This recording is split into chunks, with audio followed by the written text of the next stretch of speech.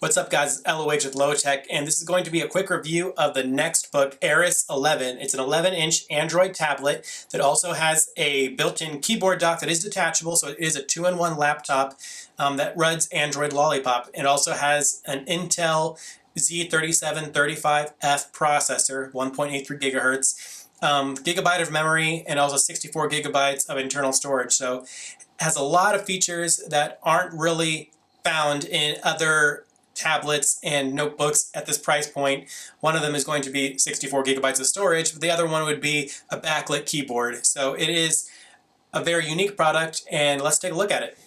So one of the first things we notice when you power on the device is the screen. The colors on it are very accurate in terms of color reproduction, although you will find that the black levels are a little bit brighter than I would want it to be.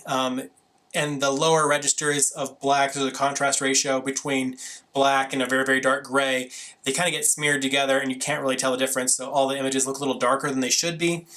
But overall, the screen colors are great. The brightness is not as big an issue as I thought it would be, although you can't really bring the brightness down a whole lot compared to some other devices. So if you are going to be somebody who uses the device at night, this may be a little bit too bright for you. On the opposite end of that, it doesn't get that bright either. So if you're going to be somebody who uses this outside or in a place with a lot of sunlight, very close to the windows, I also would be hesitant to recommend this product for you as well. But overall, for the size of the device, for the size of the screen, for the pixel resolution, it is a very nice screen for a budget model. So overall, we really like it for that. The keyboard itself is also very nice. All the keys are very well laid out. I haven't had any issues typing on the device, although there are some noticeable quirks if you're used to using an Android keyboard or even a Windows keyboard. For example, normally there is an escape button for Windows up here, or if you use an Android keyboard, a back button. And here it's a dedicated Internet Explorer looking button that just pulls up Chrome or whatever your default browser is.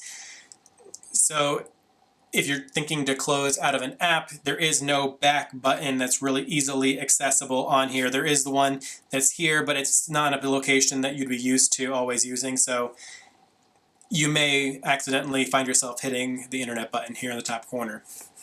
One of the things that is the biggest selling feature of this keyboard, though, is the fact that it's backlit.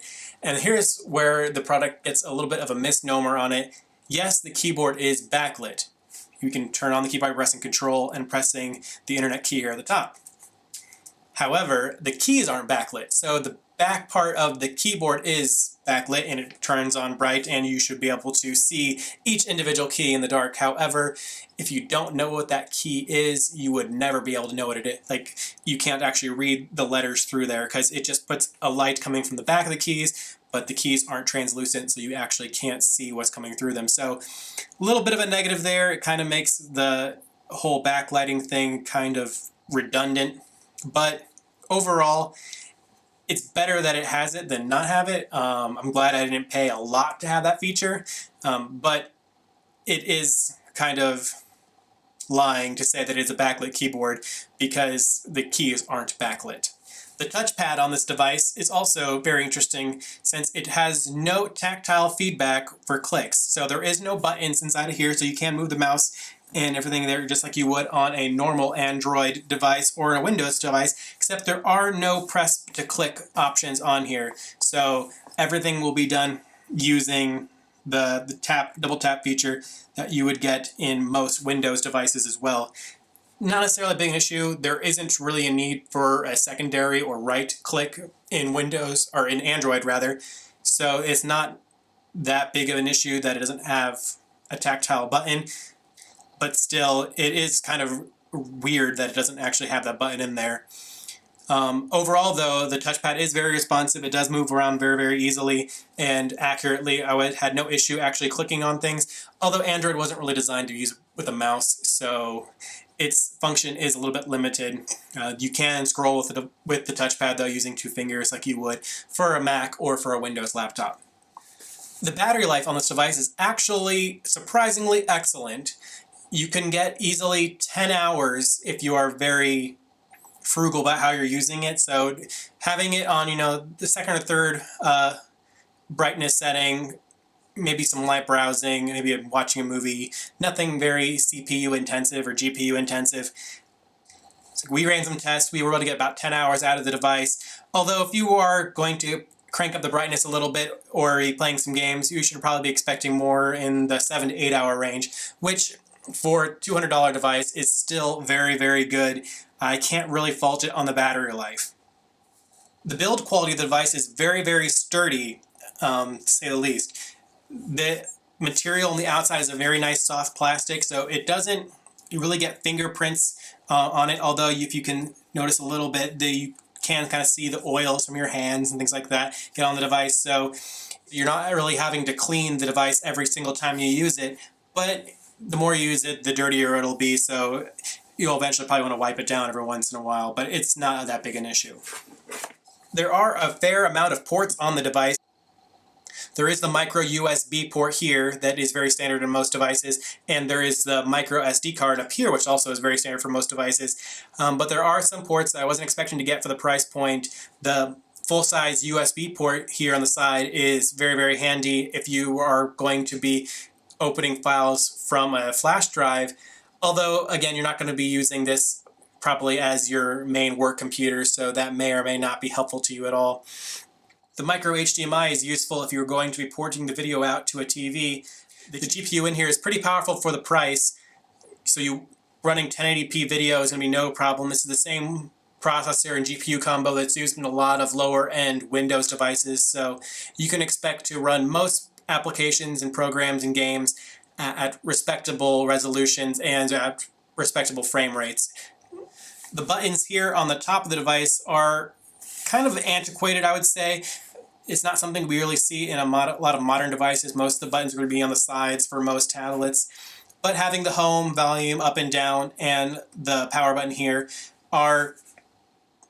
isn't necessarily a downfall. I haven't really pressed the button at an accident, so I guess that's a good thing.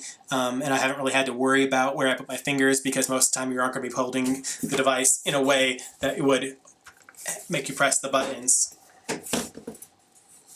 The camera on this device is in a 4:3 format, so you are going to get the full use of the screen real estate in the 16:9 device. However, the picture quality was usable. It is a 2 megapixel up front, 2 megapixel in the back, so it's the same quality whether you're using it from the front or the back. Although, if you're going to be using a tablet this size to take pictures, you are going to look a little out of place, and the picture quality is going to be surpassed by pretty much any phone you've gotten in the last 3 or 4 years. So it's there, it's good enough to do video chat. I really wish it was in widescreen though. The tablet itself can be detached from the device by pressing this button here. I did sometimes find that the button didn't go down cleanly and I could only press one side or the other, and so sometimes I had to press it a few times. But overall, it wasn't that hard to get the device out of the tray. It does lock with the two hinges right here, and it has the connectors for the power for the backlight keyboard and for the keyboard connection itself in the micro, or in the full-size USBs here on both sides.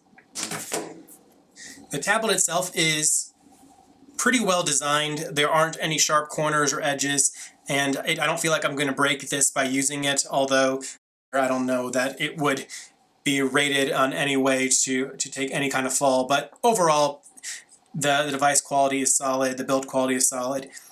One thing I really noticed when using this device, though, was the heft. It is a very heavy tablet. It weighs by itself more than a lot of ultralight laptops, and so when you add it together with the keyboard, it is a very heavy package. And so if you're going to be using it in bed or laying down or things like that, where there's not going to be an area where you can hold it in your hands and rest your arms on like a table surface, it is going to wear your muscles down over time.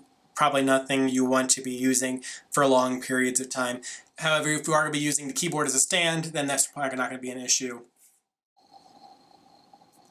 The speakers on the device aren't that great. They come out of these really tiny holes out of the back, and so they don't really have a whole lot of oomph to them. They really lack a lot of low end, and they don't get all that loud. I've definitely had tablets that get a lot louder than this.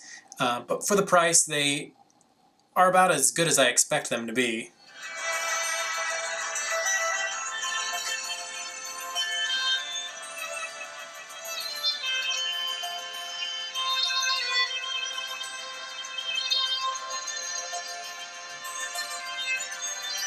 So they definitely do sound on the tiny side, very tinny as well. So overall, you're not buying this tablet for the audio quality. They do have a headphone jack on the side, so you can definitely use that if you want to, but it's definitely not something you're going to buy the device for. To go along with a really long battery life comes really long charge times. It really takes hours upon hours to charge this device. It has a 9,000 milliamp battery, which obviously gets you a whole lot of longevity out of it, but it's going to take you about at least half the time that it takes you to kill it to recharge it. So expect to have it on the plug for 4 hours plus if you're coming from a really dead battery. We did notice a number of software issues and bugs while we were using the device. Some applications wouldn't start at all, like Anomaly 2, so a lot of high-end games kind of ran out of memory while using it. We found this while benchmarking as well. Some benchmarks would stop halfway through, such as PC Mark, and also the end results of a graphics bench. The highest end mark wouldn't actually complete on this tablet due to the 1 gigabyte of memory, which when you minus the 128 megabytes worth of GPU memory that it takes out of there, you're left about 850 megabytes to work with, and a lot of times it just doesn't cut it. So on top of that, you also have the Intel processor running on Lollipop. Intel processors are kind of notorious in Android for compatibility issues. Some applications don't like having an Intel processor. Most Android tablets and units end up having an ARM processor, and so this one running off of x86 really does have a disadvantage. At the same time, Lollipop is not necessarily the most stable version of Android so far as of the time of this video, so it may be something Nextbooks will actually be able to fix with updates over time, but it's not something I'm really counting on right now. Overall, this is a really good device for the price range. Unfortunately, there are better tablets that you can get for Android for $200. And so unless you really need the keyboard or you really like blue, there is not any reason to get this tablet over any other in particular. The screen is good, but it's not great. The speakers are ho-hum. The keyboard is okay, but the backlight is not necessarily anything that is useful to anybody other than it looks cool. And while the build quality is solid, the design is pretty bland. It won't necessarily turn any heads. It very much blends in with the crowd. That being said, if you've watched this entire video and you're still interested in the Nextbook, go for it. It is definitely a device that, while not without its flaws, will be a solid performer day in and day out, hopefully especially with some software updates. Thanks for watching, guys. This has been LOH Low Tech, and this has been our review of the Nextbook Ares 11. Subscribe.